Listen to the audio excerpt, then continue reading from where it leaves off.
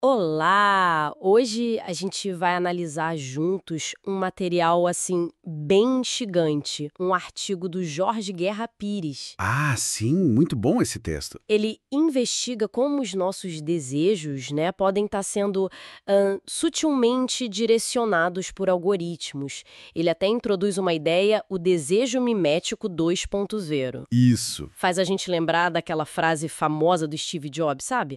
As pessoas não sabem o que querem até mostrarmos a elas. exato. E também, né, o alerta do Aldous Huxley sobre o risco da gente acabar amando a própria servidão. Assustador pensar nisso. Totalmente. Então, o ponto de partida que o artigo usa é a teoria do desejo mimético do René Girard. Uhum, a base clássica. E isso, basicamente, que a gente deseja o que o outro deseja, a gente imita, né? Sim, o desejo é triangular. Eu, o outro, o objeto desejado pelo outro. Uhum. Mas aí o Pires argumenta que a gente entrou numa nova era, que a inteligência artificial agora não só espelha esses desejos que a gente imita, Ela vai além. ela ativamente induz o que a gente vai passar a desejar. Então, nossa conversa hoje é para tentar entender como essa engenharia automatizada do desejo funciona e, bom, o que isso significa para a gente, né? É um desafio e tanto entender isso. Então, vamos lá, explorar isso mais a fundo. O Girard falava que o desejo precisa de um modelo, certo? Antes, sei lá, talvez fosse o vizinho com o carro novo. Um exemplo clássico. Sim, o desejo nasce da comparação social, da inveja, às vezes. E o artigo aponta que hoje esse modelo, bom, ele é construído pelo feed do Instagram, pelo vídeo que o TikTok te recomenda, pelo anúncio que surge ali enquanto a gente rola a tela. Exato, o modelo agora é algorítmico, né? E aí entra o que o Pires chama de desejo mimético 2.0. Não é mais só imitação humana, pessoa para pessoa. Tem essa camada tecnológica por cima. Justamente, o 2.0 é essa camada algorítmica. E como o artigo detalha bem, a IA não só observa passivamente o que parece nos interessar, o que a gente curte ou comenta. Ela é ativa nesse processo. Muito ativa. Ela sugere, ela amplifica certos desejos futuros para, no fim das contas, maximizar as métricas. Tempo de tela, cliques. O que gera lucro para as plataformas, claro. Exatamente. E essa indução, é importante dizer, não é mágica.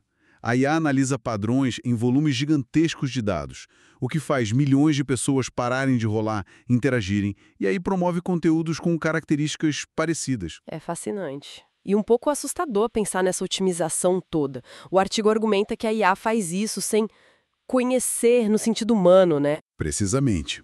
Falta empatia, o contexto histórico, a compreensão mais profunda do que é ser humano. Ela só otimiza variáveis. Isso, para influenciar comportamento. Ela não entende o desejo, ela o manipula de forma pragmática. É cálculo. Nossa, e o texto ainda faz um paralelo interessante com a política? Sim, achei bem interessante essa parte. Antigamente, a legitimidade de um rei vinha, sei lá, de uma ideia de direito divino, né? Dado por Deus. Uhum. Hoje, o artigo sugere que algumas figuras políticas se apresentam quase como escolhidas, usando uma linguagem que remete ao sagrado para ganhar apoio. Uma narrativa para legitimar o poder. Exato. Só que a diferença crucial que o texto aponta é que essa adesão agora parece voluntária. Muitas vezes ela é reforçada por bolhas de informação que os algoritmos ajudam a criar. As bolhas. Pois é. E isso lembra muito a servidão feliz do Huxley que você mencionou. A pessoa aceita a condição, às vezes até gosta, sem perceber a engenharia por trás. Essa conexão com a política é forte mesmo. E como que a propaganda entra nisso, segundo o que o artigo diz? Bom, o texto argumenta que a propaganda moderna, nesse contexto todo, muitas vezes opera pela distração. Distração? Como assim? O Pires cita exemplos. Mobilizações que focam em pautas como moral cristã ou na luta contra supostos inimigos. Ele até menciona termos como ideologia de gênero, marxismo cultural. Entendi. Para tirar o foco de outras coisas. É o que o artigo sugere, que esses seriam tipo bodes expiatórios, sabe? Que canalizam as emoções, o medo, a raiva e desviam o foco de problemas estruturais concretos. O próprio texto cita a falta de professores como um exemplo de problema real que fica em segundo plano. Isso. Cria-se um campo de batalha simbólico. Isso. Onde o afeto, mobilizado, a emoção, acaba superando uma análise mais racional dos fatos.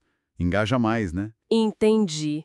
É quase como a lógica do Steve Jobs que a gente falou no início, só que numa versão que o autor acha meio distópica. Exatamente. O Jobs mostrava um produto e criava o desejo por ele. Era explícito. Agora essa lógica virou uma infraestrutura invisível, automatizada. Perfeito. A IA repete sem parar o que funciona nos testes AB, sabe? Sem um filtro ético humano ali, só otimizando o resultado. E a pessoa sente que fez uma escolha livre. Mas, na verdade, o artigo sugere que ela foi escolhida pelo algoritmo para desejar aquele vídeo, aquele produto ou até aquele estilo de vida. É sutil. E essa ideia do desejo moldado não para por aí, né? O artigo ainda revisita um conceito clássico para explicar por que a gente deseja certas coisas. Sim, o fetiche da mercadoria de Marx. Isso, aquele valor simbólico de um produto que não tem a ver com a utilidade real dele. E que agora é turbinado artificialmente pelos algoritmos. O exemplo que o Pires dá no texto é ótimo. Comprar um carrão de luxo, mesmo morando num lugar onde a rua é toda esburacada. Faz sentido. O desejo não é pelo transporte eficiente. Não, é pelo status, pelo pertencimento que aquele símbolo representa. É uma miragem, né? E agora essa miragem é projetada e, digamos, curada pela IA. No fundo, continua sendo o desejo pelo desejo do outro. Só que esse outro agora é em grande parte uma construção algorítmica.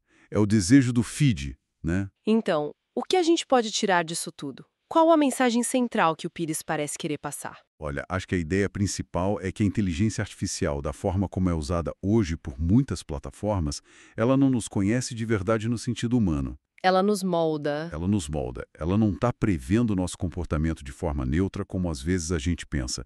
Ela está nos treinando ativamente. É forte isso. E vivemos talvez uma forma de servidão que não vem pela força, mas que a gente adota quase voluntariamente. É uma possibilidade que o texto levanta. Uma servidão embrulhada na conveniência da personalização, daquele conteúdo que parece feito sob medida para a gente. O que nos deixa com uma reflexão final importante, né? Que até expande um pouco as ideias do artigo. Com certeza. Se o nosso desejo é cada vez mais programado por sistemas que otimizam para engajamento, para lucro, qual o futuro da autenticidade na nossa experiência humana? E que espaço sobra para um desejo que brote genuinamente de dentro da gente? Exato. Um desejo que não seja só um eco do que o feed algorítmico mostrou pra gente 5 minutos atrás. Fica aí a provocação para a gente pensar, né? Fica a provocação, assunto para muita conversa ainda.